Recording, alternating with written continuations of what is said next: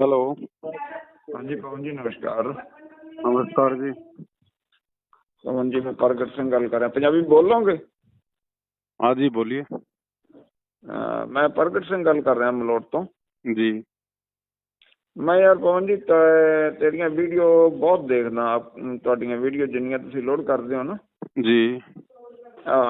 हुण भी अब भी आपने जो वीडियो अपलोड की थी वो स्वामी क्या नाम उनका परमानंद जी की, जी जी जी वो मैंने 2 घंटे देखी यार, सुनी।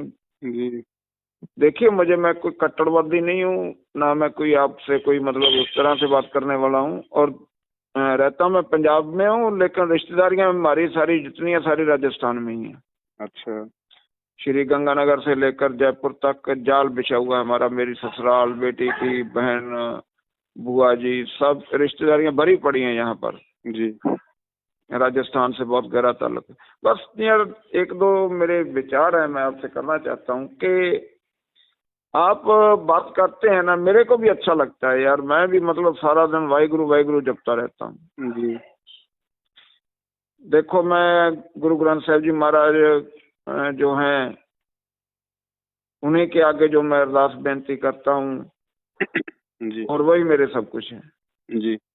आपके हिसाब से क्या गुरु ग्रंथ साहिब जी सच्चे गुरु हैं ना? वो तो उनमें तो कोई कमी नहीं है। वो थे लेकिन वर्तमान में कहाँ हैं? हाँ जी। वो थे 650 साल पहले थे नानक जी, वो सच्चे गुरु थे। हाँ जी। अगर उस समय उनसे कोई उपदेश लेता, उनसे कोई ज्ञान ग्रहण करता, उनकी बातों पे चलता, उनके नियमों में चलता तो उसका उद्धार हो सकता था। लेकिन वर्तमान में तो नानक जी धरती पर नहीं है ना, जिनको आप जी अपना गुरु बना सको। ठीक है बात आपकी। भाई मेरे पेट में कोई पीड़ा है, आज जैसे मैंने वीडियो में बताया उसमें प्रेमानंद वाले में मेरे पेट में वर्तमान में पीड़ा है तो मैं कहाँ जाऊंगा? मैं हॉस्पिटल जाऊंगा। वहां पे मुझे डॉक्टर मिलेगा, वो मुझे चेक करेगा, मुझे मेडिसिन देगा, मुझे आराम मिलेगा। अब मान लीजिए साल 6 महीने बाद में डॉक्टर जो है मर जाता है और हॉस्पिटल में उसकी कोई मूर्ति बना दी, उसकी कोई फोटोएं बना दी, और फिर अगर किसी के पेट में पीड़ा है और हॉस्पिटल जाकर उस डॉक्टर के पास वो पूछता कि साहब डॉक्टर साहब कहाँ हैं? वो बोलेंगे साहब डॉक्टर साहब का तो देहांत हो गया 6 महीने पहले। वो देखो उनकी मूर्ति लगा रखी है हमने, गले में उनके वो स्टेथोस्कोप भी डाल रखा है, हाथ में उनके इंजेक्शन भी दिया हुआ है। अब वो व्यक्ति जाके पत्थर की मूर्ति की अगर वो दंडवत करे, उनसे प्रार्थना करे कि साहब मेरे पेट में दर्द है, आपने 6 महीने पहले तो बहुत अच्छा मुझे मेडिसिन दिया था, मुझे इलाज दिया था, मुझे अब भी दे दो, मुझे आराम मिल जाए। तो क्या वो पत्थर की मूर्ति, क्या वो फोटो उस मरीज को देख के उसका इलाज कर देगी?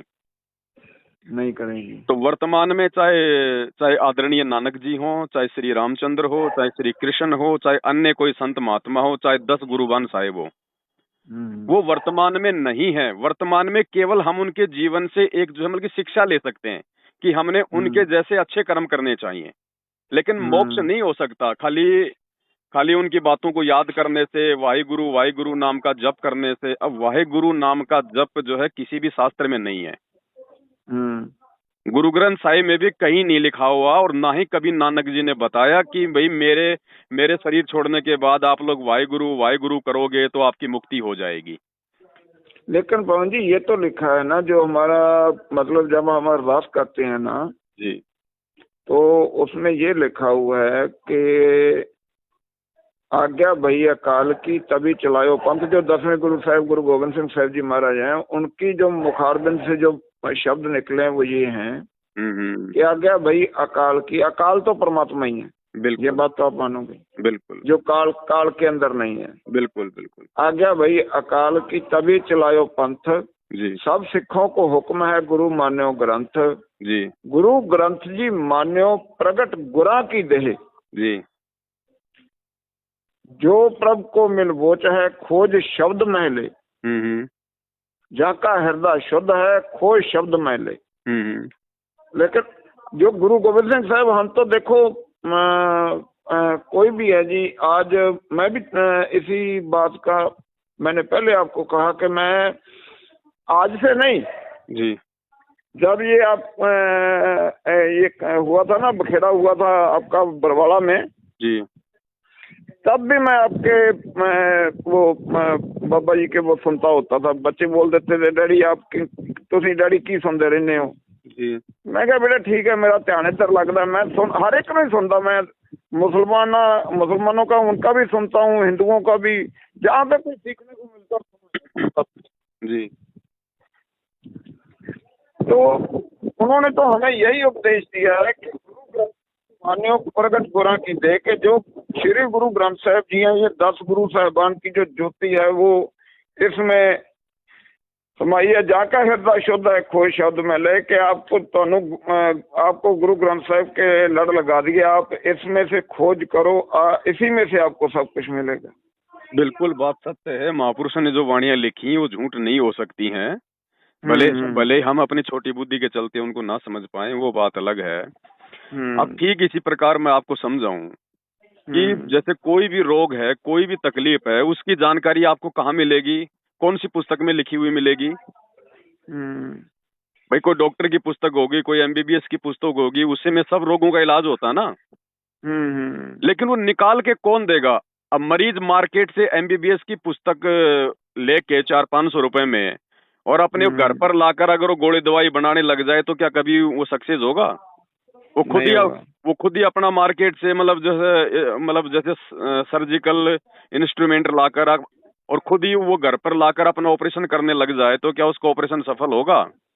नहीं। तो गुरु ग्रंथ साहिब के अंदर आप जिस शब्द की बात कर रहे हैं उस शब्द को कौन खोज के बताएगा आपको? वो बताएगा वर्तमान में जो गुरु ग्रंथ साहिब को पढ़ने का और गुरु ग्रंथ साहिब के अनुसार लोगों को दीक्षा देने का जो अधिकारी संत होगा। तो वर्तमान में वो संत रामपाल जी हैं इस धरती पर, दूसरा कोई नहीं है। वो तो ठीक है, नानक जी ने 650 साल पहले एक अच्छा मार्ग चलाया था। अगर वो ना चलाते उस मार्ग को उस समय उस अकाल मूर्ति के आदेश पर, तो वर्तमान में जो सिख समाज है वो पूरी तरह से दूषित हो जाता। आज ही देख लो ना, आज ही मतलब 10 गुरुओं के इतने प्रयास के बाद भी आज सिख समाज में जहाँ 650 साल पहले कोई मांस नहीं खाता था, कोई शराब नहीं पीता था, कोई तंबाकू नहीं खाता था, आज देख लीजिए आप घर घर में मांसाहारी हो गए, घर घर में लोग शराब जो है वो पीने लग गए। तो वो तो एक अच्छा मार्ग उन्होंने चलाया ताकि लोग जो है मतलब की इनकी आदतें जल्दी ना बिगड़े। और जिस समय धरती पर वो पूर्ण संत आएगा, जैसे आज आ गए संत रामपाल जी, उस समय तक इन लोगों की भक्ति और भगवान में आस्था बनी रहे, इनकी आत्मा इतनी गंदी ना हो। लेकिन अब तो आपको सच्चे गुरु की शरण में आना ही पड़ेगा, उसके अलावा दूसरा कोई वो नहीं। अब देखो, अब नानक जी ने तो साहब जैसे बहुत सारी वो जो है बातें बोली हैं कि साहब सोई गुरु पूरा कहावे जो 2 अक्षर का भेद बतावे। अब वाहे गुरु तो एक ही अक्षर है, तो फिर 2 अक्षर की कौन सी बात कर रहे हैं नानक जी? अब वो 2 अक्षर वो हैं जो प्राण संगली में लिखा हुआ है कि जब बाला और मर्दाना को नानक जी जब एक बार श्रीलंका में समुद्र दिखाने के लिए लेके गए थे, भाई बाले वाले की साखी में जो लिखा हुआ है, अब उस समय नानक जी जो है जानबूझ के वो 2 अक्षर का जो मंत्र था, जो सतनाम, वो जाप करने लगे। और पीछे से जो मर्दाना था वो भी उनकी नकल करने लगा, वो ही 2 मंत्र जाप करने लगे। तो वो डूबने लगा। तो फिर बाला बोला कि गुरुजी मर्दाना डूब रहा है। तो गुरुजी ने कहा, रे भाई जो मैंने जो तुम्हें बताया है ना, जो मतलब जपने के लिए वाहे गुरु वाहे गुरु वाहे गुरु, उसका जाप करो।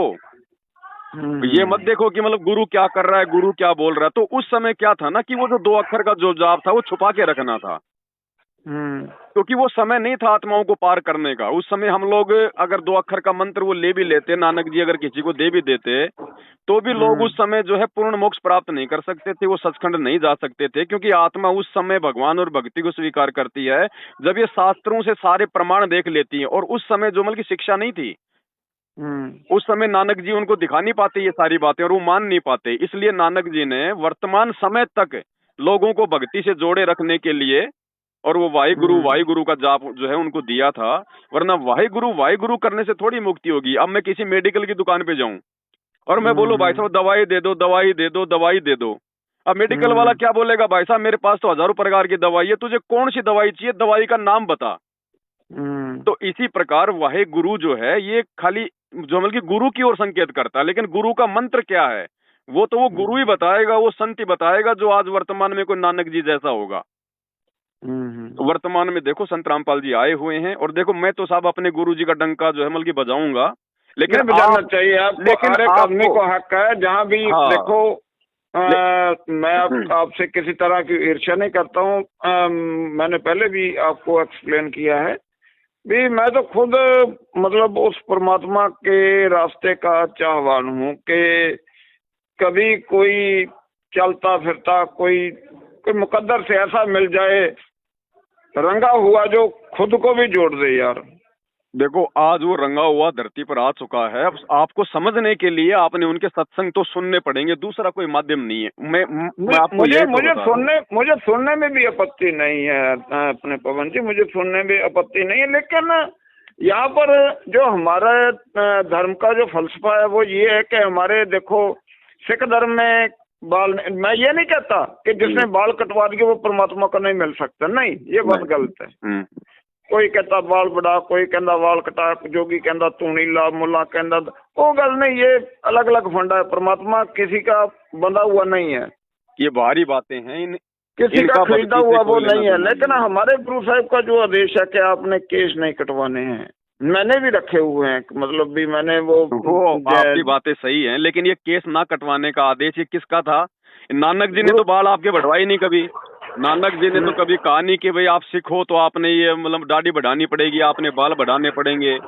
ये तो गुरु कौन से आपके गुरु साहिबान थे? गोविंद सिंह जी थे या कौन थे जो मुगलों के खिलाफ? गुरु गोविंद सिंह जी ने अमृतपान जब अमृत की दात बख्शी थी तो उन्होंने क्यों कहा था, उन्होंने क्यों ये केस बढ़वाए थे? क्योंकि उस समय मुगलों के साथ में लड़ाई करनी पड़ती थी। सिर पे बाल रहेंगे, अगर पगड़ी रहेगी तो अगर वो कोई वार करेंगे तो हमारे सिर का बचाव हो जाएगा। नहीं, मैं बातें समझता हूँ आपकी। थोड़े दिन पहले एक मैंने वो वीडियो देखी तो नहीं, मेरा दोस्त है वो बता रहा था कि कोई यहाँ पंजाब का आदमी है वो मर के जिंदा हुआ है, पता नहीं तो कितने उसने अमृतपान भी किया हुआ था और वो बता रहा था कि भाई मेरे को पीटते हुए लेकर गए और पीटते हुए वापस छोड़ के गए हैं। लेकिन वहां से उसने बोल दिया धर्मराज ने कि इसका टाइम अभी पड़ा, इसको छोड़ के आओ वापस। ये तो हमारी आंखें खोलने के लिए परमात्मा ऐसी घटनाओं को जन्म देता है ताकि हम लोग अपनी मतलब की पुरानी परंपराओं से पीछे हटें। जैसे बहुत सारे लोग कहते हैं ना कि ये पुनर्जन्म नहीं होता, कोई नरक स्वर्ग नहीं है, कोई धर्मराज नहीं है, कोई यम के दूत नहीं है। सब कुछ है भाईजान, सब कुछ है, ऐसी बात नहीं है। परमात्मा समय समय पर उन घटनाओं को जन्म देके हमारे विश्वास को दृढ़ भी करता है। लेकिन ना मानने वाले तो ना मानेंगे, उनका तो देखो जी कौन क्या कर ले। नहीं, किसी के मतलब किसी की कट्टरता का तो कुछ कहा नहीं जा सकता, किसी के मन का कुछ नहीं है, जबरदस्ती अपनी बोलबानी समझाया नहीं जा सकता। जबरदस्ती किसी के दिमाग में ये कोई सॉफ्टवेयर तो है नहीं कि आप कंप्यूटर में लगा के यूएसबी डाल दोगे।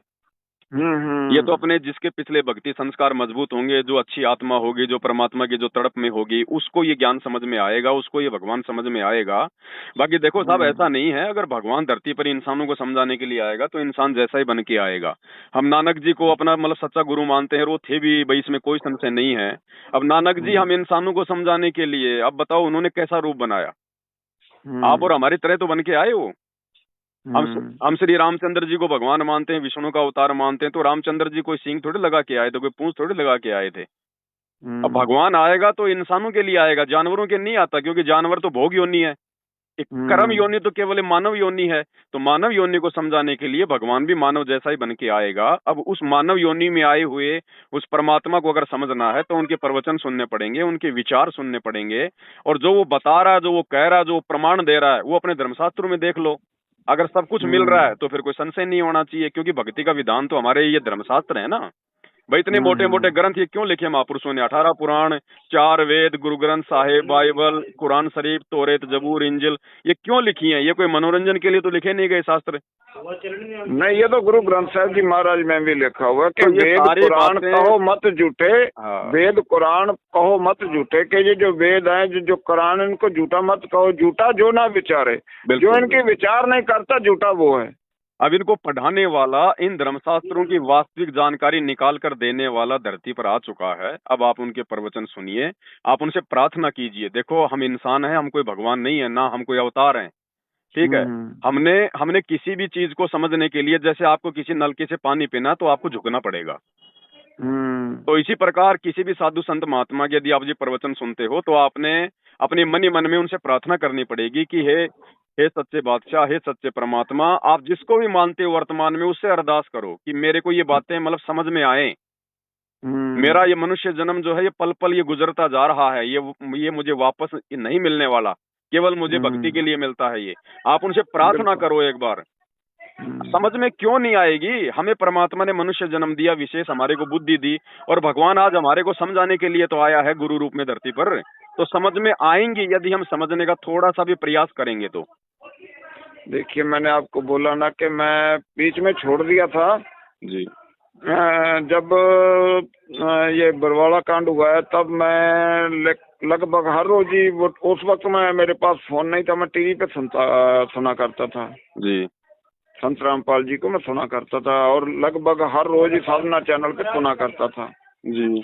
उसके बाद ये बरवाड़ा कांड हो गया, ये छूट गया। अब ये जो आपके जो एपिसोड आते हैं लगभग मैं सभी देखता हूँ यार जी। मैं रात को, या तो मैं सत्संग मस्कीन जी का फैन हूँ जी, वो भी अलवर के थे और बहुत बड़े मतलब सज्जन पुरुष थे, कोई परमात्मा के नेड़े जो रूहें होती हैं वो थे वो। जी। जी। जी। तो मैं वाईफाई लगा हुआ है, नेट का तो चक्कर होता नहीं है, तो फोन जो है वो चलता रहता रात के 1-1 बजे तक, 2-2 बजे तक। आपका भी जो एपिसोड मैं सभी देखता रहता हूँ, हर रोज देखता हूँ सभी, लेकिन यार मैं किसी डिसीजन पे नहीं पहुंच पा रहा हूँ कि मेरे को क्या करना चाहिए। मैं एक तरफ मेरा खुद का अपना धर्म है जी, भी, जो कहीं मैं कोई गलती तो नहीं कर रहा हूँ कि गुरु गोविंद सिंह साहब जी से दूरी बना के, या गुरु ग्रंथ साहब जी से दूर जाकर मैं कोई गलती तो नहीं कर रहा हूँ, मैं पाप का भागीदार तो नहीं बन रहा हूँ। नहीं नहीं नहीं, देखो ऐसा है, क्योंकि मैं आज तक जो भी मांगा मैंने वो गुरु ग्रंथ साहब जी से आगे हाथ जोड़कर उनसे मांगा। वो आपका भाग्य था, वो आपका प्रारब्ध था, वो आपके पिछले जन्म के आपके पुण्य थे, वो आपको मिलना ही था। अब बहुत सारे लोग हैं भाई, आपके सिख समाज के ऐसे बहुत सारे लोग होंगे जो ना तो 10 गुरुओं को मानते हैं, ना और कोई भक्ति करते हैं, उनके दारू के ठेके भी हैं, वो खाते पीते भी हैं, और उनको उन जो है आपके गुरु ग्रंथ साहब का पाठ करने वालों से ज्यादा लाभ मिल रहे हैं। तो फिर उनको कौन दे रहा है? उनको कौन सा गुरु दे रहा है? वो तो मानते भी नहीं गुरु को, वो तो कभी गुरुद्वारे भी नहीं जाते। इस बात से सहमत हूँ कि कई आदमी ऐसे देखे हैं जो हर वक्त पाठ कर रहे हैं, हर वक्त गुरु का नाम जप रहे हैं, लेकिन कोई ना कोई ट्रेजेडी हो रही है, कोई ना कोई ऐसी घटना हो जाती है। लेकिन कई ऐसे आदमी देखने को मिलते हैं जो मतलब मांसाहार करते हैं, कोई शराब के ठेके हैं या कुछ भी है यार, लेकिन उनका जो, ये मैं इस बात से सहमत हूँ कि आदमी का ये जो अब जो खाता चल रहा है ये पिछले जन्म का चल रहा है। जी जी जी, और वर्तमान पिछले जन्म में जो आपने पुण्य किए, जो आपने जब तक किया, ये जो कुछ भी किया आपने, उसके हिसाब से ये जो पन्ना खुला हुआ है वो चल रहा है। तो बस यही सबसे बड़ा रीजन है, जो लोग वर्तमान में भक्ति नहीं करते हैं फिर भी उनकी मौज हो रही है, तो उनको तो अपने पिछले जन्म के पुण्य मिल रहे हैं। और वर्तमान में जो लोग भक्ति कर रहे हैं, एक संत रामपाल जी की भक्ति को छोड़कर बाकी अगर किसी भी धर्म में कोई भी अगर भक्ति कर रहा है और यदि फिर भी उसको लाभ नहीं मिल रहा है, तो रीजन यही है कि वो जो भक्ति कर रहे हैं वर्तमान में वो भक्ति उनको किसी प्रकार का लाभ नहीं दे सकती, क्योंकि वर्तमान में तो वर्तमान वाला ही लाभ देगा। ठीक है, अब जैसे रात का समय होता है, अब रात के समय में तो चांद भी चमकता है, ये जो है ये तारे भी चमकते हैं और बड़े अच्छे भी लगते हैं, हमारा वो काम भी निकाल देते हैं हल्की फुल्की रोशनी करके। लेकिन जो हमने जो दिन में जो काम करना होता है, वो दिन वाला काम जो है वो सितारे नहीं कर सकते, चांद की रोशनी नहीं कर सकती, उसके लिए तो सूरज की आवश्यकता पड़ेगी। सही बात। तो अब हमारे को पूर्ण मोक्ष चाहिए, ये समय आ गया कलयुग की पिछली पीढ़ी का, परमात्मा प्राप्ति का, सचखंड जाने का। तो अब वो परमात्मा भी आ गया भाई धरती पर, वो आ चुका है भाई। अब हमारे को जो पहले के जो गुरुजन थे, जो पहले जो महापुरुष जो अपना शरीर जो त्याग गए, राम कृष्ण जो भी थे, अब उनसे उनकी पूजा करने से, उनके आगे तालियां पीटने से, घंटियां पीटने से, उनके मंदिर बनाने से हमारा ये जन्म मरण का रोग समाप्त नहीं होने वाला। अब तो जो वर्तमान में जो है भाई, अब तो हमने उसके पीछे लगना पड़ेगा।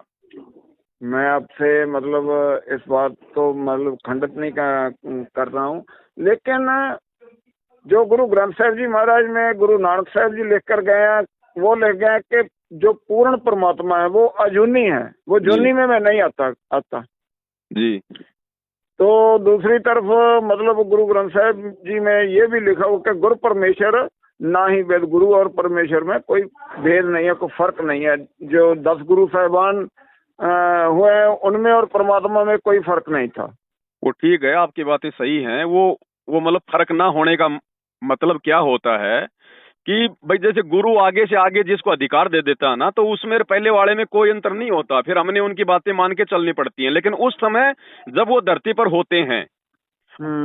और दूसरा आप मेरे को ये बताओ, आप जी जूनी किसको मानते हो? जूनी तो ये जो किसी भी जूनी में आ जाना, जूनी जून तो कोई भी है, 84 लाख जूनी है। ठीक है, मतलब जो व्यक्ति जूनी में आएगा आप उसको परमात्मा नहीं मानते, आप उसको भगवान नहीं मानते। मैं यही तो मैं आपसे एक्सप्लेन कर रहा हूँ तो कि जैसे आप जब भी मतलब आप संत रामपाल जी की जब आप आरती करते हैं, आप उसके पहले आप अरदास भी करते हैं जी पूर्ण परमात्मा। जी जी जी। लेकिन जो हमारे गुरु साहब हैं वो ये कह रहे हैं कि जो पूर्ण परमात्मा है, जो निराकार है, वो कभी भी जन्म नहीं लेता, ना वो ठीक जन्म है, लेता ना उसकी मृत्यु होती है। ठीक है। आप जी मानते हैं कि नानक जी का पूर्ण मोक्ष हो गया? बिल्कुल मानता हूँ। तो नानक जी को फिर कौन सा परमात्मा मिला था, और वो कब मिला था, और वो किस रूप में मिला था? नानक जी तो मतलब ये तो गुरु ग्रंथ साहब जी में दर्ज है ना, 100 गुरु करो जो बोर न करना, मतलब के उन्होंने तो कहा कि शब्द ही गुरु है।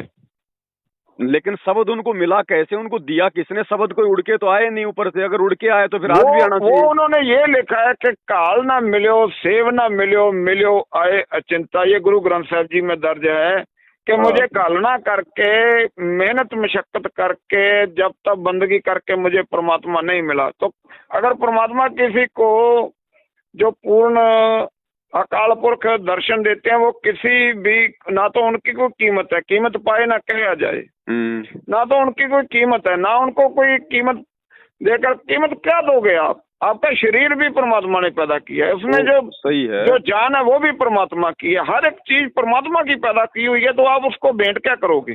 जी जी जी जी। तो आपने गुरु ग्रंथ साहिब में ये वाणियां सुनी है कि भाई मतलब ए ठगवाड़ा ठगी देश धानक रूप रहा करतार? हाँ जी।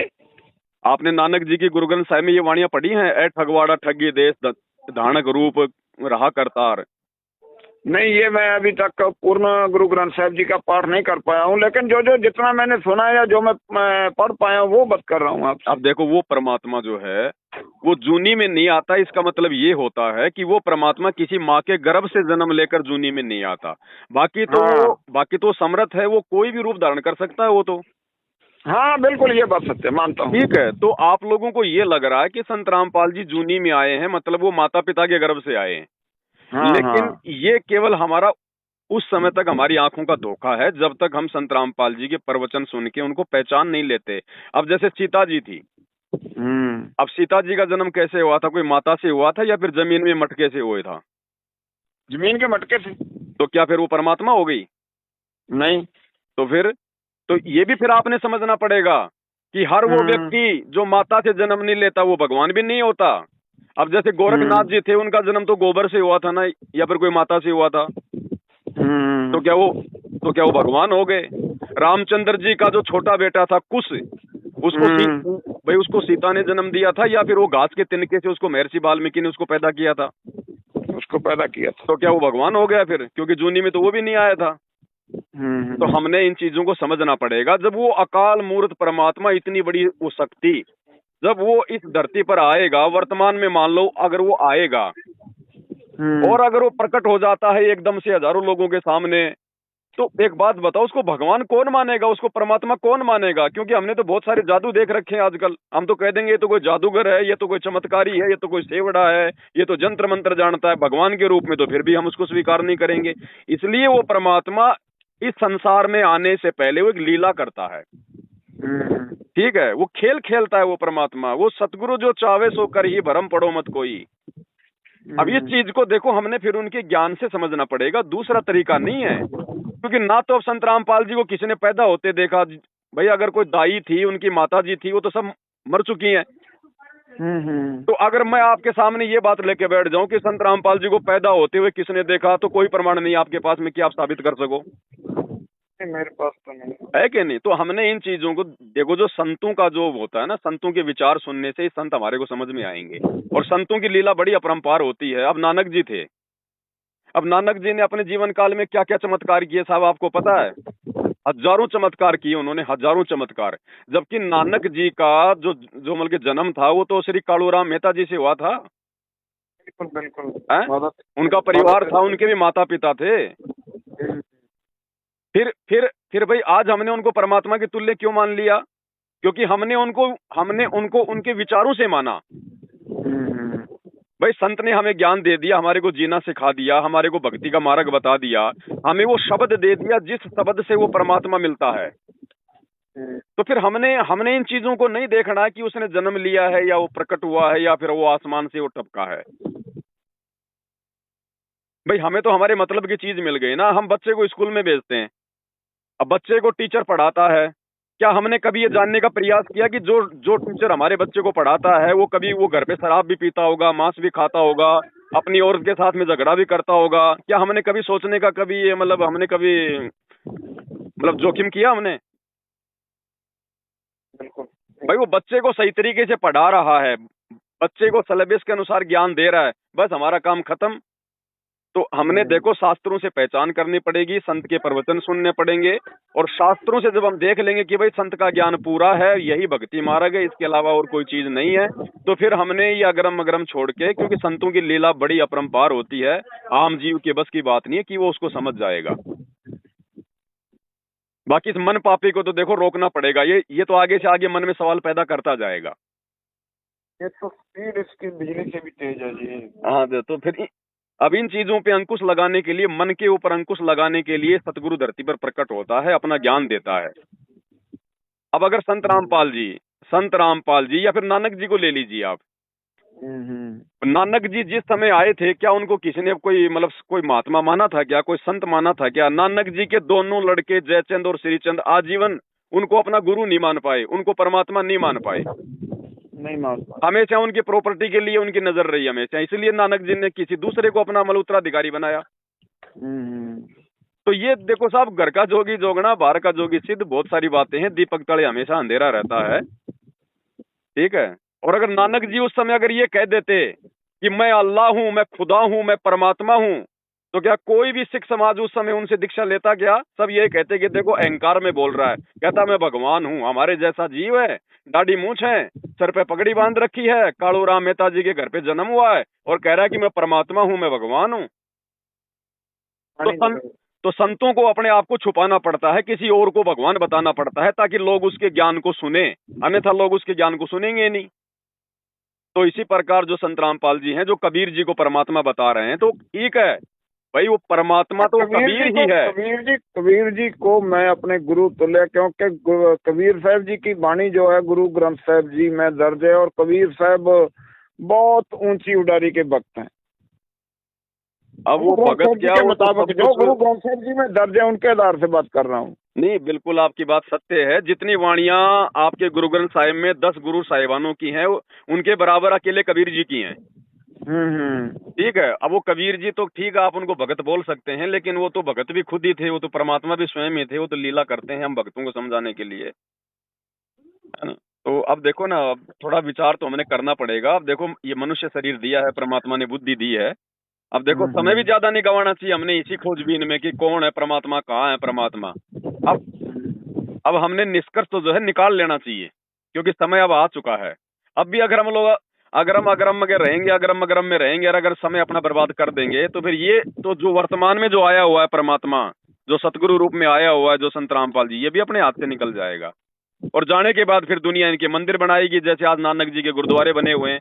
अब आज गुरुद्वारे में कोई भगवान थोड़ी बैठा है साहब, ये तो धार्मिक शिक्षा के स्कूल है। लेकिन आज उनमें धार्मिक शिक्षा भी तो सही प्रकार से नहीं दी जा रही है। ये बात तो सही। आज केवल वो बिजनेस बन गए, लोगों ने बांट लिया कि साहब ये है तो यही रहेगा, ये पाठी है तो यही रहेगा, आप उसको हटा के दिखा दो, फिर उसके माथे में तोड़ी गिर जाती है। वो उस पर तो मैं बोलना भी नहीं चाहता हूँ कि इतना सिस्टम खराब हो चुका है ना। तो खराब सिस्टम को ठीक करने के लिए परमात्मा संत रामपाल जी के रूप में धरती पर आए हैं, और वो देखो कोई चमत्कार नहीं करेंगे, वैसे मतलब प्रत्यक्ष में नहीं करेंगे, बाकी अप्रत्यक्ष में तो उन्होंने लाखों चमत्कार कर दिए। जब आप उनके भक्तों के इंटरव्यू सुनेंगे तो आपको पता चलेगा, अप्रत्यक्ष में तो लाखों चमत्कार कर दिए, मुर्दे तक को जिंदा कर दिए। आप उनके इंटरव्यू देखिए भक्तों के, जो लोग मैं एक एम्स बात में बोलूं अपोलो में आपको, जा जाके ठीक नहीं हो रहे थे, उनकी कैंसर एड्स वगैरह ठीक नहीं हो रही थी, आज परमात्मा की तरफ से वो निरोगी होकर अपनी भक्ति कर रहे हैं। एक बात बोलूं आपको, जी गंगा यमुन मलाई, मैं जिस जगह पर खड़ा हुआ हूँ, वो जो मेरा औला द्वारा है, जो मेरा दायरा है, जो मेरी रिश्तेदारियां हैं, जो मैं ये नहीं कि मैं किसी से बंधा हुआ हूँ या मैं किसी से कुछ लेना है मैंने, वो नहीं है। जी तो ये एक्सप्लेन करना चाहता हूँ कि अगर मान लो कि मैं आपके मुताबिक चलता हूँ तो मैं ऐसे माया मिली ना राम, वो स्थिति ना बन जाए मेरी। देखो, आपने थोड़ी देर पहले कहा था कि अगर मैं आपके गुरुजी से दीक्षा ले लूं तो मेरे गुरु गोविंद साहब मतलब नाराज तो नहीं हो जाएंगे। देखो, बात ऐसी है, बच्चा 5वीं कक्षा में पढ़ता है, जब 5वीं क्लास की उसकी पढ़ाई पूरी हो जाती है तो वो 6वीं में जाएगा कि नहीं जाएगा? तो क्या 5वीं क्लास का टीचर उससे नाराज होता है क्या? तो जहां तक का ज्ञान आपको गुरु गोविंद साहिब से मिला, आपको 10 गुरुबान साहिबों से मिला, वहां तक ठीक है। लेकिन आगे की शिक्षा, आगे की आध्यात्मिक पढ़ाई के लिए आपको आपको मतलब सच्चा गुरु तो आपको बनाना पड़ेगा ना भाई। जब तक गुरु मिले न सांचा, तब तक गुरु करो 10 पांचा। दत्तात्रेय ने जिन तो 52 गुरु बनाए थे, बाद में जाके उनको परमात्मा मिला, उनको सच्चे गुरु के रूप में। अब मान लीजिए आपके पेट में कोई तकलीफ है और आप किसी डॉक्टर के पास जाते हैं, और अगर उस डॉक्टर से आपकी तकलीफ ठीक नहीं होती है तो क्या आप डॉक्टर चेंज नहीं करोगे क्या? ये बात तो सही। और दूसरी बात साहब, अगर गुरु गोविंद साहिब और 10 गुरुवान साहिबों का ज्ञान ही यदि ये कंप्लीट होता, मैं ये नहीं कह रहा कि वो ज्ञान वो गलत है, जहां तक का ज्ञान है बहुत अच्छा है, वो सुपर ज्ञान है। लेकिन मैं ये कह रहा हूं कि दिमाग से निकल गई मैं क्या बोल रहा था। तो आप ये एक्सप्लेन कर रहे हैं इसमें कि वो ज्ञान तो सही है, जो बातें हैं वो सही है, भगवान ने कही है वो सही है। नहीं नहीं, और ही कोई बात थी। देखो, पॉइंट ऐसे होते हैं परमात्मा की दया से, वो अचानक से निकल गया दिमाग से। क्योंकि आपकी आत्मा को ठेस लगनी चाहिए ना। बात ये है, मुझे तो पता है उन सब बातों का, लेकिन आपको समझ में आनी चाहिए ना। समझ तो अपने पवन जी, मेरी अब कोई 52 साल के करीब उम्र में, आपके जितनी उम्र होगी लगभग मेरी भी। मेरी तो ये कोई 40-42 साल की उम्र है। चलो कोई नहीं, उम्र से तो कोई लेना देना नहीं है, आध्यात्मिक मार्ग में उम्र से कोई लेना देना नहीं होता। लेकिन मेरे को भी कम से कम 20 साल हो गए हैं इस मार्ग पर चले हुए, और मैं भी बहुत तरस रहा हूँ कि कोई ऐसा मतलब जो सुहागन होती है ना, सुहागन वो होती है जिसको परमात्मा मिल जाए। बिल्कुल आपकी बात सही है, लेकिन देखो, परमात्मा से मिलाने का माध्यम कौन होता है? संत। संत होते हैं ना। अब इसीलिए कहा गया कि गुरु बड़े हैं गोविंद से, मन में देख विचार, हरि सुमरे सो वार हैं, और गुरु भजे होए पार। 7 दीप 9 खंड में, सतगुरु से बड़ा न कोई। वो कर्ता करे ना कर सके, सतगुरु करे सो होए। तो यहाँ पे वो कर्ता, उस अकाल मूर्त ने अपने संत को महत्व जो है वो क्यों दिया? उसने गुरु को महत्व उसने क्यों दिया कि भाई गुरु गोविंद दोनों खड़े और किसके लागू पाए, बलिहारी गुरु अपना जिन गोविंद दिया बताए। तो देखो, वैसे तो हम परमात्मा को नहीं प्राप्त कर पाएंगे, हमने उसके लिए जो है हमने गुरु को ही जो है हमने मानना पड़ेगा। लेकिन गुरु को मानने के लिए हमारे शास्त्र ही एकमात्र आधार हैं कि भाई सच्चा गुरु कौन है। बाकी तो गांव गांव में बैठे हैं गुरु, ऐसे थोड़ी हम किसी को जो मतलब गुरु बना लेंगे। और रही बात उस परमात्मा की, उस शब्द की, के जमाने में तो ढेर लगे हुए हैं। और रही बात वो परमात्मा, वो शब्द की, तो देखो उस चीज को प्राप्त करने के लिए भी आपको गुरु बनाना पड़ेगा। अब जैसे हम लोग ये पानी पीते हैं, अब ये पानी साहब आता कहाँ से है? ऊपर से आता है ना, बादलों से आता है ना। पानी तो समंदर का है, जो भी है वो घड़े में है। मान लीजिए समुद्र में भी पानी आए तो ऊपर से ही आता है। अब मान लीजिए यही पानी जो है ये ऊपर मतलब वाष्प रूप में है, ये बादलों के रूप में है। क्या वो वाष्प रूप का जो पानी है, जो बादल रूप में जो पानी है, क्या वो आपकी प्यास बुझा देगा क्या? और दूसरी बात और मुझे याद आ गई जी, जब मैं आपकी ये जो स्टेटमेंट सुनता हूँ आपके, मैंने बोला ना कि मैं आपको 2 घंटा 2 घंटा जो भी जितने भी आप साथ संगति करते हैं मैं सुनता रहता हूँ। जो आप बोलते हैं कि जिन्होंने संत जी से प्रथम नाम लिया, सत नाम लिया, सार नाम लिया, सार शब्द लिया, लेकिन वो भी मतलब रास्ता भटके हुए हैं। तो यार मैं कोई डिफाइन नहीं कर पा रहा हूँ किसी मतलब कोई ना। अब वही बात होगी सेम टू सेम कुल मिला के, क्योंकि देखो ठीक है भाई, संत रामपाल जी ने सन 1994 से आके अपना ज्ञान प्रचार किया, लोगों को भक्ति बताई, लोगों को भगवान की जानकारी बताई, सारा सब कुछ किया। लेकिन वर्तमान में भी उनके ज्यादातर जो शिष्य हैं वो संत रामपाल जी को पहचान नहीं पा रहे। वो उनको खाली एक संत मान रहे हैं, खाली उनको जो है एक मतलब उस भगवान का, उस परमात्मा का एक वो प्रतिनिधि मान रहे हैं। जबकि शास्त्र क्या कह रहे हैं कि भैया, जो जब तक आप अपने गुरु को परमात्मा नहीं मानोगे, जैसे जैसे हमारे गुरुजी बार बार ये कहते हैं कि अगर आपने अगर सवाल को अगर हल करना है तो मानना पड़ेगा कि मान लो मूलधन 100 रुपए, तब जाके आप वो वास्तविक ब्याज वाली जो दर है आप वो निकाल पाओगे, अन्यथा आपका वो सवाल जो है जिंदगी में कभी भी वो हल नहीं होगा।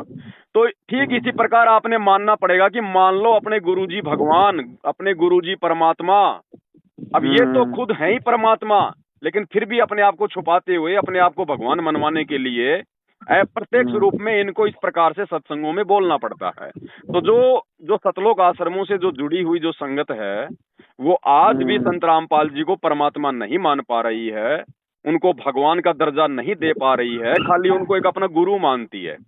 और जैसे आपका ये गुरु ग्रंथ साहिब है, वैसे आदरणीय गरीबदास जी का एक मतलब सदग्रंथ साहिब है जो कि 5वां वेद है, उसमें उन्होंने साफ साफ कहा है कि गुरु मानुष कर जानते वो नर कहिए अंध, ओवे दुखी संसार में आगे काल के फंद। और गुरु मानुष कर जानते और करे चरना अमृत को पान, और ते नर नरक में जाएंगे जन्म जन्म बने समान। यानी गुरु को मानुष समझने वाला, अब गुरु को मानुष समझने का मतलब होता है कि भैया अपने गुरु के अलावा, अपने गुरु के रहते सहते किसी और में जो है मतलब परमात्मा देखना, किसी और में जो है भगवान देखना। तो जो सतलोक आश्रमों से जुड़ी हुई जो संत रामपाल जी की संगत है, वो संत रामपाल जी के रहते सहते आज भी वो कबीर दास जी की फोटो को ही वो परमात्मा मानती है। अब वो फोटो ने तो नाम दिया नहीं, वो फोटो तो उनको पार नहीं करने वाली, फोटो ने तो उनको सत्संग सुनाया ही नहीं, फोटो तो उनकी प्रार्थना सुन नहीं रही है। लेकिन अभी देखो ये बात है ना साहब, देखो अब देखो जैसे उनको गुरु भी मिल गया, उनको ज्ञान भी मिल गया, लेकिन फिर भी उनके पिछले संस्कार जो है वो कमजोर हैं, जिससे वो गुरु को पहचान नहीं पा रहे। तो ये भी बहुत बड़ी बात है। इसलिए तो कहते हैं परमात्मा की ये संसार विघन की घाटी, कोई निकलेगा बिरला सूर। ठीक है, कोई बिरले होते हैं जो अपने गुरु में भगवान देख के इस काल के जाल से बाहर हो पाते हैं, अन्यथा भाई साहब बहुत ये काल का षड्यंत्र बहुत भयंकर है। इसको इतना आसान नहीं है कि भाई हम अपने घर पे ठीक है थोड़ा बहुत अपना मल की दिया बाती करके और अपना 2-4 पाठ करके और हम इस काल के जाल को हम काट देंगे। इस काल के जाल के ये तो गुरु साहब, गुरु ग्रंथ साहिब जी महाराज कहते हैं ना कि खंडे और तिखी वालों ने की, इस पर चलना तो खंडा जो होता है तलवार की धार होती है, उस पे चलना होता है। गरीबदास जी गुरु साहब कहते हैं पहले मरण कबूल कर, जीवन की शद आस हो, सबन की रेणुका तो आओ हमारे पास। बिल्कुल बिल्कुल। दूसरी मैं आपको रिकॉर्ड में आपको एक बताना चाहता हूँ कि आज आप ठीक है साइंस का जमाना है, तो नासा के एक साइंटिस्ट थे वासु भारद्वाज जी। वासु भारद्वाज जी जो थे वो नासा में, जो नासा का साइंटिस्ट है उसको एक्सप्लेन करना, तो उसके लिए अब ये तो बोलना ही कि वो उसके पास साधनों की कमी होगी, पैसे की कमी होगी, पढ़ाई लिखाई की कमी होगी। अब क्या हुआ कि ट्यूमर हो गया अमेरिका में, यहाँ इंडिया में। आपकी आवाज थोड़ी सी दब रही है, थोड़ा सा साइड वाइड में आइए। एक मिनट, नेटवर्क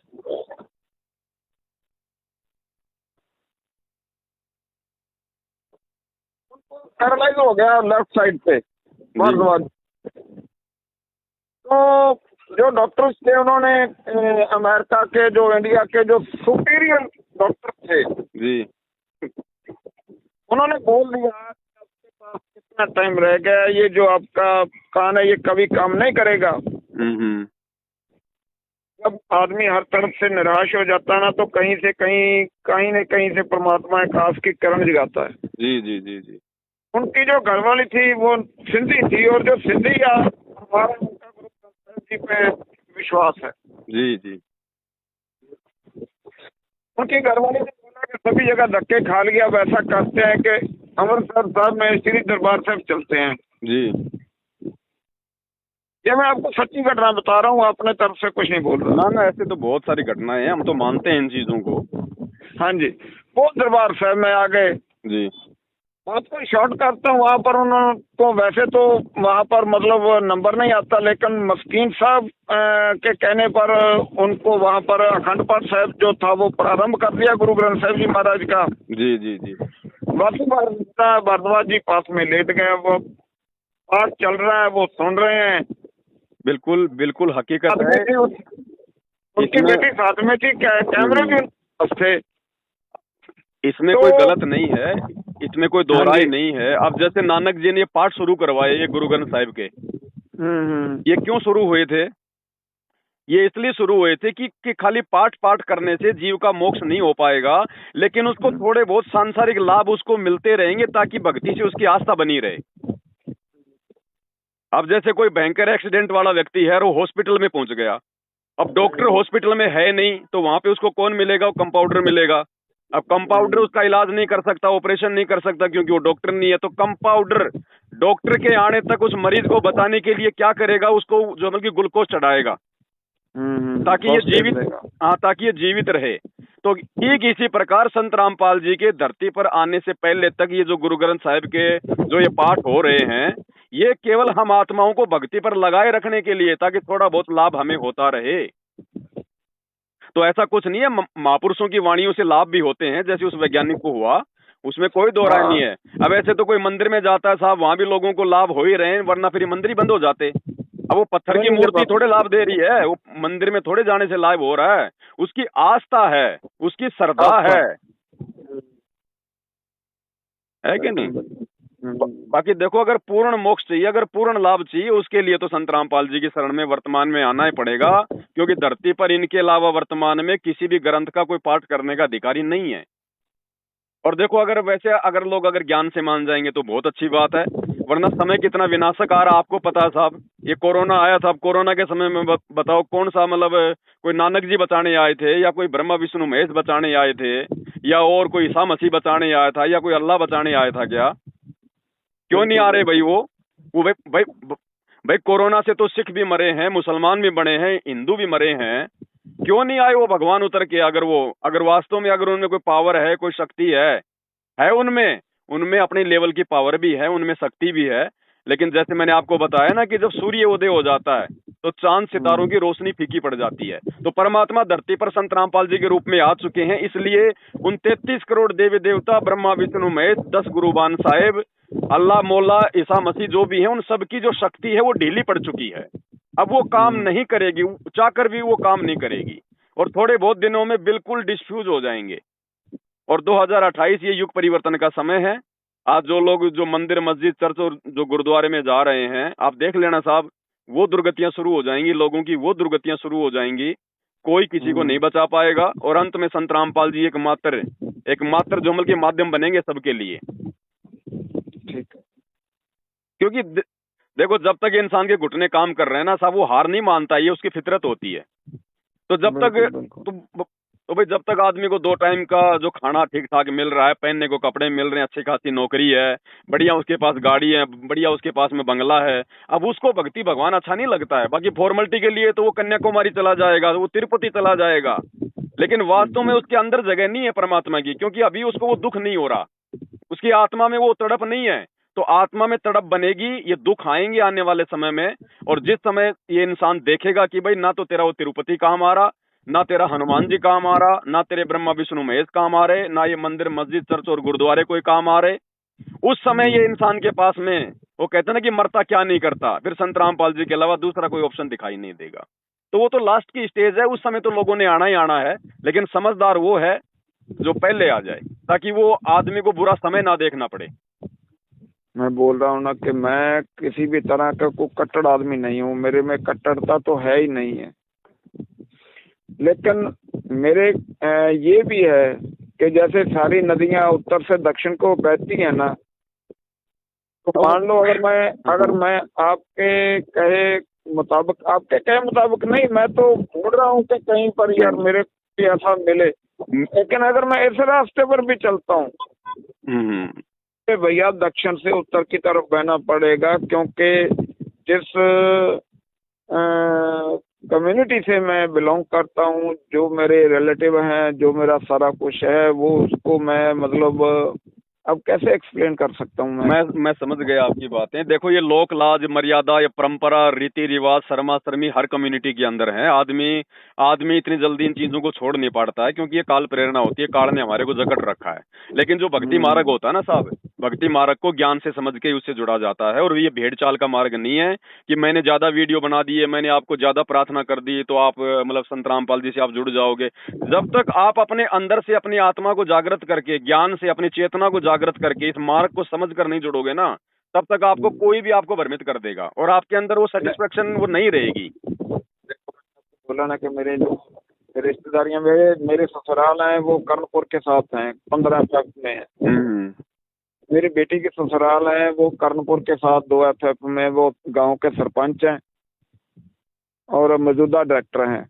वो लोक लाज का मामला आ गया। मैं ये कह रहा हूँ कल को मैं वो एक्सप्लेन नहीं कर रहा हूँ आपको, कोई मैं डोंगबाजी नहीं कर रहा हूँ। एक मिनट मेरी आप बात सुनिए जी। मेरी बहन है वो सरपंच है मौजूदा जी। और ये जो आपके मंत्री है टीटी साहब सुरेंद्रपाल सिंह टीटी, इनकी जो बेटी है वो मेरे ताया जी के लड़के को ब्याही हुई है जी। मैं कहना ये चाह रहा हूँ कि मैं मान लो आज मेरे जो सभी जो भी जितने भी रिलेटिव हैं, जो भी मैं देखो आज मैं पंजाबी कहते भी कुड़मा जमा वाला बन गया, भी तू समधियों वाला बन गया, पोती नाते पोते वाला हो गया। तो जो जिस दायरे से मैं बंधा हुआ हूँ, सभी लोग गुरुद्वारा साहिब जाने वाले और श्री गुरु ग्रंथ साहिब जी को मानने वाले हैं जी। और मान लो कि मैं अकेला मैं इस रास्ते पर चलना भी चाहता हूँ, दिल से भी चाहता हूँ, लेकिन मैं फिर भी चल क्यों नहीं पा रहा हूँ कि ये तो सारे मेरा यार बहिष्कार कर देंगे। कौन से रास्ते पर चल पड़ा, तो गुरु ग्रंथ साहिब जी को छोड़ के किधर चला हुआ है भाई। भक्ति का मार्ग दुनिया से अलग ही मार्ग होता है। और देखो, मैंने आपको शुरू में एक बात कही थी कि ये जो इस प्रकार की बातें जो मन में आती है ना, अपने रिश्तेदारों को लेकर, अपने यार दोस्तों को लेकर, अपने समाज को लेकर, अपने धर्म और जाति को लेकर, इसको कहते हैं लोक लाज। यानी उन लोगों का सामना ना करना कि यार तूने क्या बाबा बना लिया, तेरा बाबा तो जेल में बैठा हुआ है, तूने किसको भगवान बना लिया, तू क्या भक्ति करने लग गया, तू तो मतलब सिख है, तूने क्या ये गुरु ग्रंथ साहिब को ये तूने पाठ करना छोड़ दिया, तू तो गुरुद्वारे भी नहीं आता। इसको कहते हैं लोक लाज करना। अब ये लोक लाज छूटेगी ज्ञान से, दूसरा कोई तरीका नहीं है इसका। हाँ, एक चीज है, अगर कोई गारंटी आपको अगर दे सकूं तो मेरी तरफ से मैं आपको पूरी गारंटी मैं दे सकता हूं, क्योंकि मैंने इस परमात्मा को जो है मतलब जड़ से पहचाना है।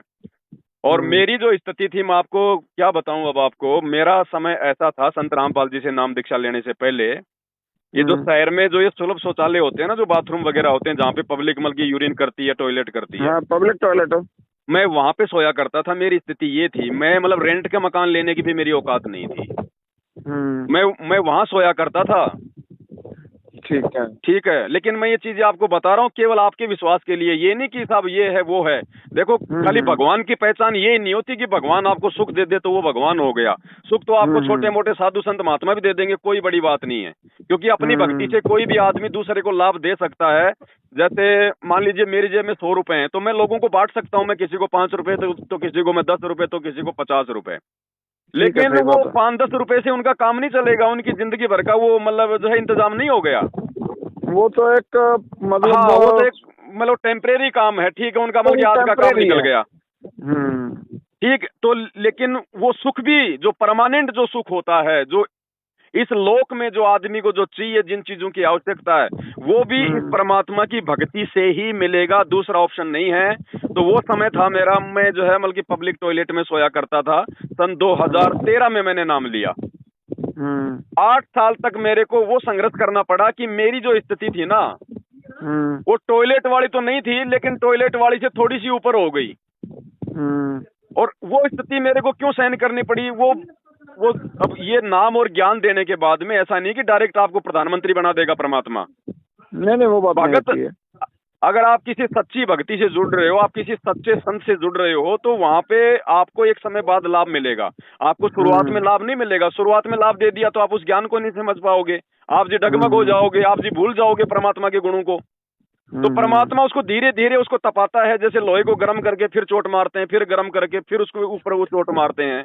तो 8 साल मेरे को परमात्मा ने जो है तपाया, मेरे को जलाया। और आज स्थिति वो है कि मेरे रिश्तेदार ये कहते हैं कि वो तो डाके डालता है, डाके। आज उसके पास में इतना पैसा, इतनी गाड़ी, इतना सुख है। भाई वो तो डाके डालता है, डाके। भाई मैं डाका तो डालता हूँ, इसमें कोई दो राय नहीं है, लेकिन मैं भक्ति का डाका डालता हूँ। सुबह उठते मैं अपना भक्ति करता हूँ, बीच में अपने मंत्र करता हूँ, भगवान की सेवा करता हूँ, भगवान को भोग लगाता हूँ, भगवान की महिमा करता हूँ, मैं लाइव आता हूँ, मैं उसका गुणगान करता हूँ। छोटा मोटा रोजी रोटी के लिए जो हम अपना जो है वो काम धंधा भी हम करते हैं।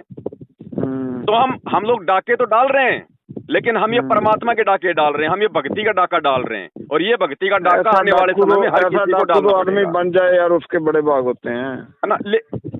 भाई लेकिन देखो, हमारे कोई सुखों की भी कोई आवश्यकता नहीं है, क्योंकि ठीक है आज परमात्मा ने मेरे ऊपर दया जो है वो की हुई है। लेकिन आपको मैं रियलिटी बताता हूँ कि मेरे अंदर 1% भी ये भाव नहीं है कि परमात्मा मेरे को आप इसी प्रकार से मेरे को जो है आप आनंद में रखो। नहीं, अगर आप मेरे को कल अगर रोड पे रखोगे तो मेरे भाव में, मेरी श्रद्धा में, मेरे विश्वास में, मेरी जो है भक्ति में 1% रत्ती भर भी कोई जो है फर्क नहीं आएगा। क्यों? क्योंकि मैं संत रामपाल जी से सुख प्राप्ति के लिए नहीं, मैं जो है वो नहीं जुड़ा था। मैंने उनके ज्ञान को समझा पहले, और ज्ञान को समझ के मैं उनसे जुड़ा हूँ। और देखो भगत चाहे कोई भी हो साहब, जैसे सुदामा था, अब सुदामा को सुख मिला तो उसको बुढ़ापे में जाके मिला था, बाकी तो उसके बच्चे भी रोटी के लिए जो है वो तरसा करते थे। सही बात है। तो ऐसा नहीं है कि भक्ति आपने ज्वाइन कर ली तुरंत आपको लाभ मिल गया। अब समाज रिश्तेदार तो सुदामा का भी था, वो भी पता नहीं उसको क्या क्या बोलता था। नरसिंह भगत का भी समाज था। जब नरसिंह भगत को परमात्मा संत रूप में मिले, उसकी 56 करोड़ की संपत्ति को उसने भंडारे में लगवा दिया, तो रिश्तेदार तो उस नरसिंह भगत के भी थे। यानी आज से 350 साल पहले 56 करोड़ की संपत्ति का मालिक, मतलब आज का मुकेश अंबानी भी उसके नाखून के बराबर नहीं था। सही बात है। और वो व्यक्ति यदि परमात्मा के कहने से, यदि एक संत के कहने से अपनी संपत्ति को यदि वो भंडारे में लगा के झोपड़ी डाल के जंगल में रह रहा है, तो रिश्तेदार तो उसके भी थे साहब। उसके तो बड़े बड़े लोगों से संपर्क थे। आपकी बहन तो खाली सरपंच होगी, उसके तो राजाओं के साथ में संपर्क थे। बिल्कुल बिल्कुल। लेकिन उसने वो राजा नहीं देखा, उसने लोकलाज नहीं देखी, उसने रिश्तेदारी नहीं देखी, उसने परमात्मा देखा कि अगर मैं कल को मैं ये भक्ति नहीं करूंगा परमात्मा वाली, और लोकलाज में यदि मैं जो की फंसा रहा, और कल को मरने के बाद मैं 84 में जाके मैं गधा बनूंगा, सुअर बनूंगा, तो ना तो मेरी बहन काम आएगी, ना मेरा जीजा काम आएगा, ना वो रिश्तेदार काम आएगा। ये तो मतलब के रिश्ते हैं भाई। तो फिर जब मतलब के रिश्ते हैं, तो फिर वो जो वास्तविक जो रिश्ता जो है ना, जो परमात्मा का, जो सदा हमारे साथ में रहेगा, यहाँ भी साथ में रहेगा, जिएंगे जब तक, यहाँ भी हमारी पल पल वो रक्षा करेगा। अब मान लीजिए साहब, आप मेरे से बात कर रहे हैं और अचानक से आपका मोबाइल गर्म होके फट गया और आपकी खोपड़ी फट गई, तो आपकी बहन ने आपको बचाया क्या? आपके जीजा ने आपको बचाया क्या? अगर उस परम शक्ति की यदि आप शरण में होते तो वो परम शक्ति आपको बचाती। बिल्कुल बिल्कुल। हम अपने बच्चों को नहला दहला के टिफिन बना के स्कूल में भेज देते हैं, उसको बस में बैठा देते हैं, रास्ते में बस का जो है दुर्घटना हो गया, अब वहाँ पे उसका माँ बचाएगी, उसका बाप बचाएगा क्या? उनको तो पता भी नहीं कि बस जो है एक्सीडेंट हो गई। वहाँ पे बचाने वाला कौन है? वो वाहि गुरु, वो अकाल मूर्त है। लेकिन वो बचाएगा कब? जब हम इस संसार को छोड़कर, संसार को छोड़ने का मतलब ऐसा नहीं है कि भाई बहनों से, जीजा सालियों से अपना जो है रिश्ता तोड़ लो, नहीं, उनकी परंपराओं से रिश्ता तोड़ लो जो भक्ति विरुद्ध हैं, उनकी उन बातों से रिश्ता तोड़ लो जो बातें हमारे को किसी मतलब की नहीं है, और उनको भी समझाने का प्रयास करो कि भाई भगवान धरती पे आया हुआ है, ज्ञान को समझो और ये भक्ति आप लो, वरना 4 दिन का जीवन है यहाँ पे। सब आप एक बात बताओ, आज हम लोग नानक जी का नाम जानते हैं, सब कोई जानता है, बिल्कुल, लेकिन नानक जी के टाइम पे कितने बड़े बड़े सेठ होंगे, कितने बड़े बड़े राजा होंगे भाई, उनका बातें क्या करनी। जहाँ पर गुरु साहब का अवतार हुआ था जी, उसको राय भोए की तलवंडी कहा जाता है, राय बिलार था, वहाँ का 1200 मुरब्बा जमीन थी उसकी। बिल्कुल ठीक है, लेकिन उनको कितने लोग जानते हैं उस राय साहब को? हाँ, और नानक जी को पूरी दुनिया समुदाय जानता, वो भी गुरु नानक साहब के कारण उसको सिख समुदाय जानता है कि ये गुरु साहब का जो परम शिष्य था। जी जी जी, हाँ, इसलिए जानता है वो। ठीक है, वो खाली एक राय साहब को तो जानता है, वो भी खाली एक सिख समाज जानता है। बाकी और भी तो बड़े बड़े लोग, बड़े बड़े सेठ होंगे उस समय, उनको कौन जानता? आज जानता तो भाई उसको है जिसको, जो उस खुदा का हो गया, वो खुदा के लिए अमर हो गया। तो भगत की पहचान होती है, भगत की परमात्मा जग में जो है मतलब की कीर्ति करवाता है। जो परवरदिगार का हो गया, कबीर साहब के टाइम भी थे, और भक्त 15 भक्तों की बाणी है गुरु ग्रंथ साहब जी में। तो भक्तों उनके भक्त भी बहुत बड़े बड़े अमीर होंगे, किसी को कुछ नहीं पता, लेकिन वो जो भक्त थे वो चमक रहे हैं। आज उनके नाम के लिए अमर है वो। आज उनके नाम चमक रहे हैं उन भक्तों के, लेकिन उन सेठों के कोई नाम नहीं जानता, राजाओं के कोई नाम नहीं जानता।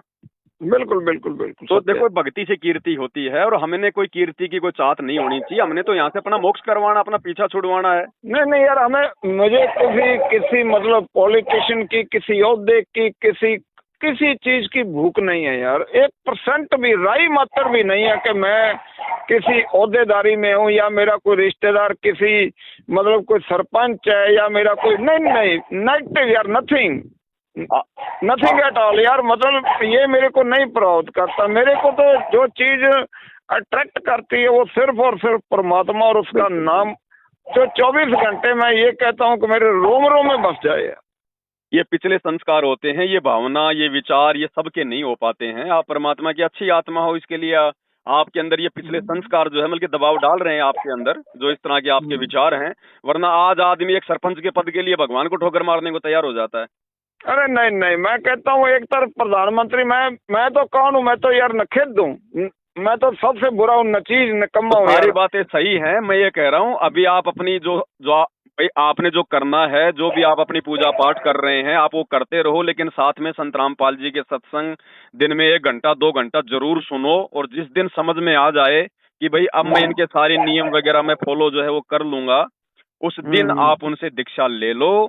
और देखो आपके रिश्तेदार हैं जो भी हैं, अगर वो कुछ बोले तो बोलने दो, क्योंकि देखो जो ज्ञान आपको हो चुका है वो ज्ञान उनको नहीं है।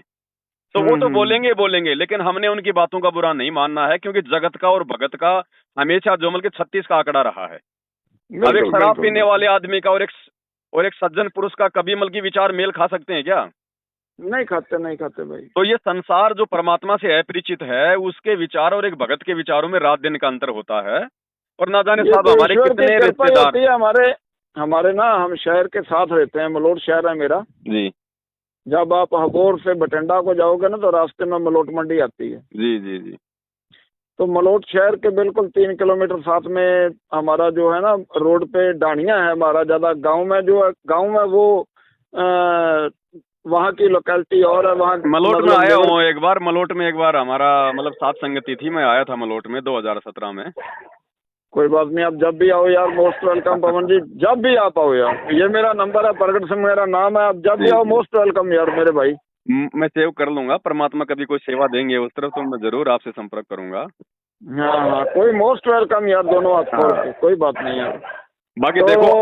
बाकी देखो आप और हमारी बातों का निष्कर्ष उसी समय निकलेगा जब आप संत रामपाल जी के सत्संग सुनना थोड़ा गहनता से शुरू करो। थोड़ा ध्यान दो कि ये वास्तव में कह क्या रहे हैं। देखो सुने तो आपने पहले भी हैं, लेकिन अब थोड़ा गहनता से सुनो आप। और गहनता से कैसे, जैसे मान लीजिए अभी यूक्रेन और रशिया की लड़ाई चल रही थी, तो हम लोग तो खाली टीवी में देख रहे थे, 2 मिनट देख लिया, हाँ भाई लड़ाई हो गई, हाँ भाई इतने मर गए, ये हो गया, हमें तो कोई ज्यादा मतलब फर्क नहीं पड़ रहा था।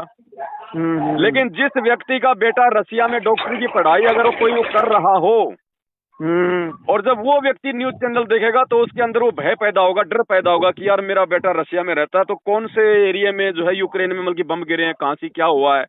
तो ऐसे आप वो गहराई से डीपली जाकर उस न्यूज को सुनेगा, वो उसको मतलब उसका जो चेतन है, उसका जो नॉलेज वो अलग प्रकार की होगी। लेकिन जो एक सरासरी निगाह मार ली के लड़ाई लगी है वो अलग है। मैं बात समझता हूँ आपकी। तो आप थोड़ा सा गहनता से परमात्मा से, वाहिगुरु जी से मतलब जो है प्रार्थना करके उनसे रिक्वेस्ट करके कि परमात्मा सद्बुद्धि दो। मैं तो 2 कोटि दा जीव हूँ, मैनू की पता हो ये की भगवान है और की भक्ति होती है।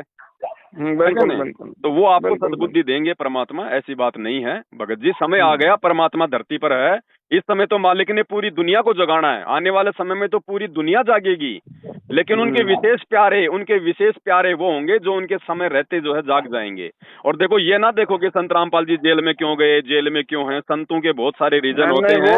वो नहीं, मेरे को ऐसी बातें, वो नेगेटिव थिंकिंग नहीं मेरे में आती है। क्योंकि दुनिया का कोई भी ऐसा संत नहीं है जो जेल नहीं गया हो। श्री नानक जी थे, वो बाबर की जेल में गए थे कि नहीं गए थे? बिल्कुल। रीजन चाहे कोई भी रहा हो। कबीर साहब के ऊपर कौन सा दुराचार का उनके ऊपर लगा, चोरी का उनके ऊपर लगा जेल में, सिकंदर लोधी ने जेल में उनको डाल दिया था। डाला, उनको खूनी हाथी से मरवाना चाहा, उनको लाल किले में उनको जंजीरों में बांध कर लेके आए। तुलसी जी को बाबर की जेल में डाला गया। महात्मा गांधी आज जिसकी नोटों पे फोटो है, उसको जो है बल्कि सन 1919 में उसके ऊपर देशद्रोह का मुकदमा लगाकर 6 साल अंग्रेजों ने जेल में डाला। नेल्सन मंडेला जो दक्षिण अफ्रीका का जो है बल्कि प्रेसिडेंट था, 28 साल तक उसके ऊपर देशद्रोह का मुकदमा चला, वो जेल में रहा। जो हमारे भगत सिंह जी थे वो जेल में रहे। ये तो चोली दामन का था यार। और दूसरा जो 33 करोड़ देवी देवता हैं वो रावण की जेल में पड़े हुए थे। फिर क्यों दुनिया आज उनको पूज रही है? बिल्कुल बिल्कुल। तो ये तो देखो, कोई भी महापुरुष है जब इस काल के जाल को तोड़ने का प्रयास करेगा तो काल को अच्छा नहीं लगता। वो तो कोई न कोई माध्यम बना के वो तो अपना काम जो है पूरा करता है। और वो संत भी एक आम व्यक्ति की लीला करता है, वो भी कोई चमत्कार नहीं दिखाता, वो कोई जेल फाड़ के नहीं आता। अगर जेल फाड़ के आ जाएगा तो हर कोई उसको जो है बल्कि उसके पीछे लग जाएगा। तो फिर क्या पता चलेगा कि ये ज्ञान समझ के जुड़ा है या फिर वैसे देखा देखी में जुड़ा है। सही बात है। और भगवान ने कोई मूर्ख थोड़ी लेके जाने सचखंड में, उनको तो अपनी ज्ञानी आत्मा लेकर जानी है। बिल्कुल बिल्कुल। अगर ऐसे ही उनको करना होता तो फिर क्यों नानक जी ने इतना ज्ञान दिया, क्यों ये गुरु ग्रंथ साहिब लिखा, क्यों आज संत रामपाल जी 28 साल से भाई इतना ज्ञान दे रहे हैं। वे तो समर्थ हैं, वे तो चाहे जिसको लेके यहाँ से निकल सकते हैं। लेकिन संतों के कुछ नियम होते हैं, जब इस काल के लोक में आते हैं तो वो भी अपने कुछ मर्यादाओं के अंदर बन जाते हैं। और बिना मर्यादाओं के साथ कोई भी काम सफल नहीं होता। आज आपका परिवार है, आपका छोटा सा परिवार है, उसमें भी अगर बेटा बेटी सास बहू की मर्यादा नहीं होगी वो परिवार नहीं चलेगा। कोई भी कंपनी है, अगर उसमें नियम मर्यादा नहीं होंगी वो कंपनी नहीं चलेगी। मर्यादा तो पहले जरूरी है जी, हर रिश्ते की मर्यादा है। तो ऐसे संतों की भी कुछ मर्यादा होती है जब वो इस काल लोक में अपनी आत्माओं को निकालने के लिए आते हैं। और ये सारी चीजें हमने उनके ज्ञान से समझनी पड़ेगी, उनके सत्संगों से समझनी पड़ेगी, क्योंकि वो संकेत करेंगे। तो थोड़ा सा मेरी तो आपसे प्रार्थना है, आप अच्छी आत्मा हो परमात्मा की। मेरे को तो लोग गालियां देते हैं। सुनना शुरू करता हूँ पहले मैं ना रात को जब लेटता हूँ तो उस वक्त मैं सुनना शुरू करता हूँ। सुनो, परमात्मा दया करेंगे आपकी। अगर दास के साथ में मालिक ने बात करवाई है, हमने अगर इतनी बातों पर अगर ये डिस्कस किया है तो जरूर परमात्मा दया बख्शेंगे। वरना मेरे को तो जितने भी फोन करते हैं लोग माँ बहन की गालियों से तो मतलब शुरुआत करते हैं। नहीं भाई, मैंने तो कभी किसी को गाली दी नहीं है। वो खैर उनके कर्म है, उनके संस्कार हैं, हम उनकी बातों का बुरा भी नहीं मानते, हम उनकी बातों का कोई बुरा भी नहीं मानते। मैं चला बुरा ना मुझा कोई, जादल खोजा अपना, मुझसे बुरा ना कोई। हम तो खुद नीचे हैं भाई, किसी को गाली क्या निकालनी मेरे भाई। हाँ, तो अच्छी आत्मा हो, इसीलिए तो आप इतना विचार कर पा रही हो। नहीं, भक्ति और भगवान के बारे में लोगों को सोचने की फुर्सत कहाँ है? 2 के 4 बनाने से लोगों को जो अमल की फुर्सत नहीं है। बिल्कुल बिल्कुल। तो आप अच्छी आत्मा हो परमात्मा की। अब जागो भगत जी, अब सोने का समय नहीं है। आने वाले समय में तो पूरा सिख समाज आएगा दौड़ दौड़ के। उस समय आने में कोई आना थोड़ी है, वो तो फिर देखा देखी हो गई। भाई जिस समय गुरुद्वारे नहीं थे उस समय कहाँ जाते थे सिख? ये तो सारा 3000 साल पहले का ये धार्मिक आडम्बर है ना। ये सारे पहले हिंदू तो थे। 3000 साल पहले से शुरू हुआ। 3000 पहले जो 3000 साल पहले जो इस धरती पे जो मनुष्य थे, जो मानव थे, उनका क्या आधार नहीं होता था क्या? सब कुछ आधार होता था। अब ये 3000 साल पहले आदि शंकराचार्य ने आके ये हिंदू धर्म चलाया, उसके बाद में मोहम्मद ने आके मुसलमान धर्म चलाया, 2000 पहले ईसा मसीह ने ये जो है मतलब ये जो आज का ये जो ताना बाना है, ये जो 4 मुख्य धर्म है, इनको अगर आपने गणना करनी हो तो ये 3-4 हजार साल पहले नाम ही नहीं था, कोई जानता नहीं था। इनका नामो निशान नहीं था, कोई मंदिर नहीं था, कोई मस्जिद नहीं थी, कोई गुरुद्वारा नहीं था, कोई कुछ नहीं था। मैं बार बार अपने वीडियो में यही तो कहता हूँ कि भैया अगर त्रेता में कोई मुसलमान था, द्वापर में कोई मुसलमान था, तो अरबों खरबों की सेना रामचंद्र और श्री कृष्ण की थी। एक भी मुसलमान का नाम बता दो, एक भी कोई सिख का नाम बता दो जो अपने आगे मतलब सिंह लगाता हो श्री रामचंद्र जी की सेना में। बिल्कुल बिल्कुल बिल्कुल। ये सिंह शब्द तो गुरु गोविंद सिंह जी ने शुरू किया था। बिल्कुल बिल्कुल बिल्कुल। कहाँ थे पहले? आप उनके नाम देखो पहले, हनुमान, अंगद, जामवत, रावण, श्री राम, लक्ष्मण। आगे पीछे कोई जाति कोई धर्म लगता था क्या? बिल्कुल बिल्कुल सही बात है। तो हमने इन सब से बाहर निकलना पड़ेगा और इन सबको एक करने के लिए जो है मतलब संत रामपाल जी जो है ये धरती पे आए हैं। अब जो उनको समझेगा, जो उनके ज्ञान को समझेगा, देखो वो तो बाहर निकल जाएगा। बाकी तो साहब ये तो वही बात है, वो सर्प होता है ना जो मतलब बच्चे पैदा करता है, तो बच्चे पैदा करते हुए कुंडली मार लेती है और सबको खाती है। जो कुंडली से निकल गया वो तो बच जाएगा, बाकी सबको खाएगी वो। तो काल अपनी कुंडली मार के बैठा हुआ है। इसने हिंदू, मुस्लिम, सिख, ईसाई धर्म बना दिए, जातियां बना दी, लोगों को आपस में बांट दिया ताकि कोई एक दूसरे की बात को स्वीकार ना करे। सब जो है अपनी जाति, अपने धर्म, अपने शास्त्रों को सबसे बड़ा बताएं और मेरे जाल में मरते रहें, गधे कुत्ते सुअर बनते रहें। अब संत रामपाल जी ने आके ये दया बख्शी, मेहर बख्शी है, परमात्मा ने हमारा ज्ञान योग खोला, सभी धर्म के सभी धर्मशास्त्रों को पढ़ा रहे हैं। नहीं, विश्व में ऐसा कोई संत नहीं है इनके अलावा जिसने सभी धर्मों के सभी धर्मशास्त्रों की सच्चाई बताई हो। लोग तो अपने अपने धर्मशास्त्रों की मतलब सच्चाई नहीं जानते। बिल्कुल बिल्कुल। अगर ये हिंदू समाज वाले अगर गीता अगर ढंग से अगर पढ़ी होती अगर इन गुरुओं ने, तो ब्रह्मा विष्णु महेश को ये अजर अमर बताते क्या? जबकि इनके जीवन चरित्र में लिखा हुआ है कि ये तो मरते हैं, ये तो नाशवान है। तो किसी को कुछ नहीं पता था। ठीक है, अपना धंधा चल रहा था। परमात्मा ने भी ये थोड़ा सा ये करना था कि भाई लोगों की आस्था बनी रहे। अब जब आज परमात्मा स्वयं आ चुका है, जब स्वयं वो समय आ चुका है हमारा यहाँ से जाने का, अब तो हमने आंखें जो है खोलनी पड़ेंगी साहब। चलो कोई बात नहीं पवन जी, मैं शुरू करता हूँ भगत जी। दया परमात्मा की, मालिक से प्रार्थना करके आप जी एक बार शुरू करो, मालिक साथ में, ऐसी बात नहीं है। चलो सत साहिब, बहुत अच्छा लगा भैया। सत साहिब।